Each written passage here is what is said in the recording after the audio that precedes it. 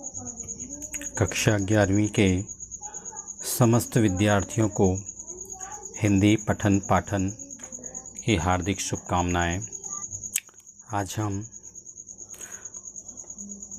लेखक बाल मुकुंद गुप्त द्वारा रचित गद्य पाठ विदाई संभाषण के लेखक परिचय और सारांश पर प्रकाश डालेंगे, जिससे यह पाठ आप सभी की समझ में आ जाए और आप इसको भली भांति समझते हुए प्रश्नोत्तर करने की क्षमता में दक्षता हासिल कर सकें। बाल मुकुंद गुप्त द्वारा रचित निबंध विदाई संभाषण एक व्यंग्यात्मक निबंध है, जिसमें ब्रिटिश वाइसराय लॉर्ड कर्जन की इंग्लैंड वापसी पर लेखक ने अपने उद्गार व्यंग्यात्मक शैली में व्यक्त किए हैं। निबंध में लॉर्ड कर्जन को उनके भारत विरोधी कार्य करने के लिए कटाक्षपूर्ण ढंग से लज्जित किया गया है। हिंदी साहित्य के प्रमुख गद्यकार बाल मुकुंद गुप्त जी के जीवन परिचय पर एक दृष्टि डालते हैं। लेखक के शब्दों में जो लिखना था वह लिखा गया। अब खुलासा बात यह है कि एक बार सो और ड्यूटी का मुकाबला कीजिए। यहाँ पर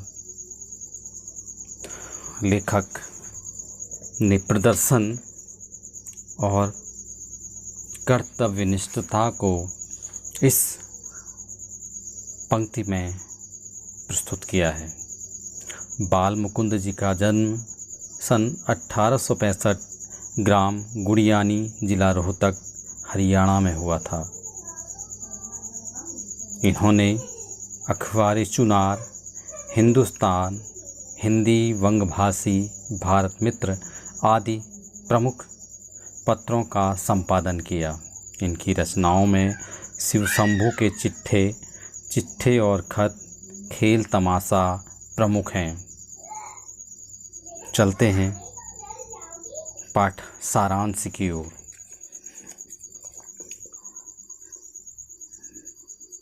बाल मुकुंद गुप्त द्वारा रचित निबंध एक व्यंग्य निबंध है, जो लॉर्ड कर्जन पर व्यंग करता है। लेखक लॉर्ड कर्जन को संबोधित करते हुए कहते हैं, आप भारत में स्थायी रूप से वाइसराय बने रहना चाहते थे, अर्थात आप हमेशा वाइसराय बना रहना चाहते थे, परंतु आपके शासन का भी अंत हो ही गया। इससे यह स्पष्ट है कि ईश्वरेच्छा आपकी इच्छा से बड़ी है। ईश्वर की इच्छा हम सब की इच्छाओं से बड़ी है। आपके दोबारा भारत आने पर भारतवासी प्रसन्न नहीं थे, क्योंकि लॉर्ड कर्जन ने भारत पर वाइसराय के रूप में 2 बार शासन किया था। वे सदैव आपके जानने की कामना किया करते थे कि किस प्रकार से आप चाहें, क्योंकि आपने भारतीयों पर बहुत अत्याचार किया था। परंतु आज आपकी स्थिति जानकर और आपको जाता हुआ देखकर उनमें करुणा जाग उठी है। वास्तव में विदाई का समय होता ही है दुखदाई। भारत में तो पशु पक्षी भी विदाई का दर्द महसूस करते हैं। शिव शंभू के पास 2 गायें थीं।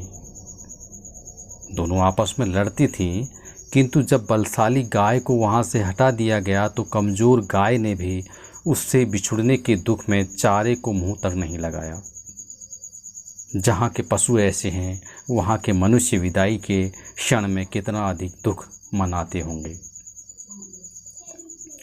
आपके शासन का अंत दुखदाई रहा। आपने इस खेल को सुखांत समझकर खेला था, परंतु यह दुखांत साबित हुआ। वैसे आरंभ से मध्य तक आपको सुख ही सुख मिला था, परंतु अंत दुखद ही रहा। वास्तव में संसार में सारी लीलाओं को कराने वाला लीलामय भगवान के सिवाय कोई और नहीं है। घमंडी खिलाड़ी तो व्यर्थ ही घमंड दिखाया करता है। भारत में दूसरी बार आते समय आपने यह योजना बनाई थी कि भारत को मटियामेट करना है, अंग्रेज राज सदा के लिए स्थापित कर देना है। आपने अपनी करतूतों से ऐसी शांति मिटाई कि चारों ओर अशांति ही अशांति फैला दी। आने वाले शासकों को भी नाकों चने चबाने पड़े। उन्होंने भी स्वयं संकट सहे और भारतीय जनता को भी दुखी किया। भारत के लोगों को इसी बात का दुख है। आप भारत में शान बान में सबसे ऊपर थे। दिल्ली दरबार में ईश्वर और महाराज एडवर्ड के बाद आपका ही स्थान सर्वोपरि था। आपकी कुर्सी सोने की थी। जुलूस में आपका हाथी सबसे ऊंचा और आगे रहता था। परंतु इतनी सब शान के बाद भी आपने ब्रिटेन के एक जंगी लाट से नीचा देखना पड़ा। जंगी लाट जंग का अधिकारी अपनी काउंसिल में गैर कानूनी कानून पास करा के तथा कन्वोकेशन में अनुचित भड़काऊ भाषण देकर अपनी धीरता गंभीरता के निकल गए दिवाले का आपने परिचय दे डाला। इसके अलावा दबाव बनाने के लिए आपने विलायत में अपना इस्तीफा देने की धमकी दे डाली, पर यह आपका दुर्भाग्य ही रहा कि आपका वह इस्तीफा स्वीकार भी कर लिया गया। भारत में तो आपके इशारों पर हाकिमों को नाचना पड़ता था। आपके संकेतों पर ही देश की शिक्षा दीक्षा एवं स्वाधीनता नष्ट की गई। आपने देश में बंगाल के विभाजन की योजना बनाई थी, परंतु अपनी ही देश में एक फौजी अफसर तथा उनके कहने पर नियुक्त न हो सके। परिणामतः आपको इस्तीफा देना ही पड़ा। भारतवासी आपकी यह दयनीय दशा देखकर अत्यंत व्यथित हैं।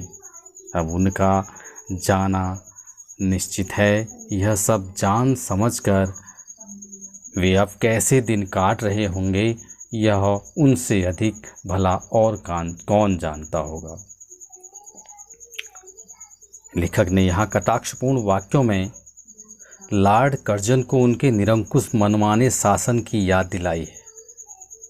कर्जन ने भारत पर मनमाना शासन चलाया। उन्होंने आंख मूंद कर और कान बंद करके शासन चलाया। न किसी को देखा न किसी को सुना। जनता की किसी सुख सुविधा की उन्होंने कभी भी तनिक सी भी चिंता नहीं की।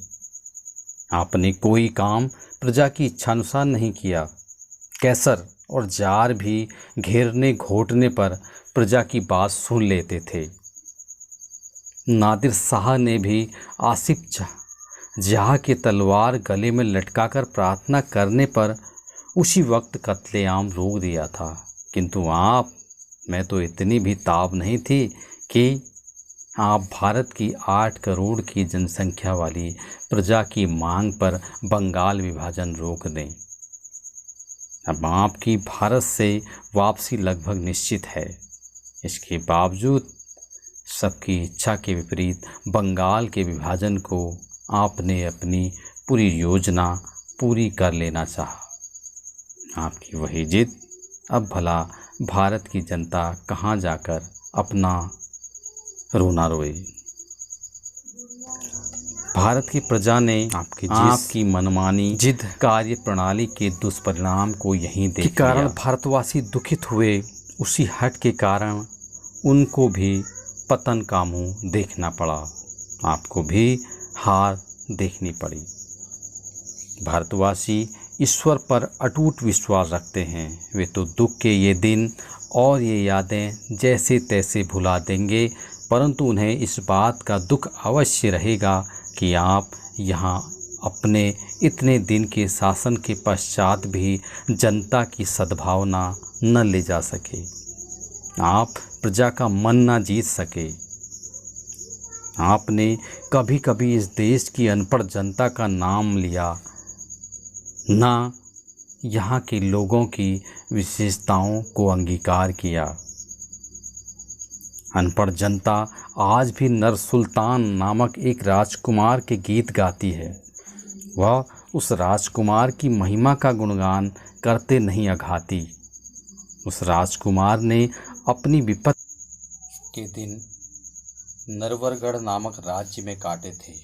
वहाँ उसने चौकीदार से लेकर ऊंचे से ऊंचे पद तक कार्य किए।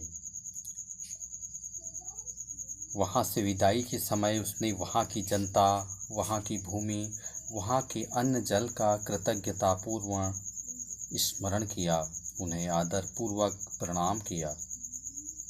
भारत की जनता आज भी उस कृतज्ञ राजकुमार के गीत गाती है, उसे याद करती है। लेकिन आपने क्या आप भी ऐसा विदाई संभाषण कर सकते थे जिसमें आप अपने स्वार्थ का, अपनी धूर्तता का उल्लेख नहीं करते और भारत की भोली भाली जनता के प्रति कृतज्ञता प्रकट करते? क्या आप भारत के प्राचीन गौरव और यश के फिर से जागने की कामना नहीं कर सकते थे? लेखक को विश्वास है कि यदि कर्जन ने ऐसा कर दिखाया होता तो यहाँ की जनता उनकी गलतियों को नज़रअंदाज करते हुए उन्हें क्षमा कर देती। लेखक जानता है कि लॉर्ड कर्जन अहंकारी है, उनमें इतनी उदारता नहीं है। यही सारांश था इस पाठ का।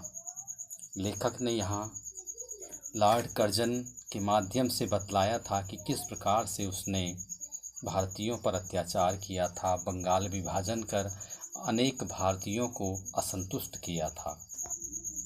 लेखक ने गाय के उदाहरण के माध्यम से बतलाया है कि ये गाय दूसरी मारने वाली गाय के बिछड़ने पर भी दुख मनाती है। फिर भारतीय जनता कैसे आपको भूल जाती?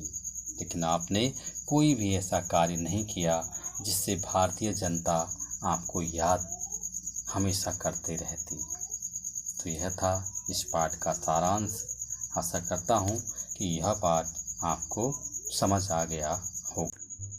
मैं पुनः नए चलित दृश्य चित्र में वाचन एवं प्रश्नाभ्यास लेकर पुनः प्रस्तुत होऊंगा।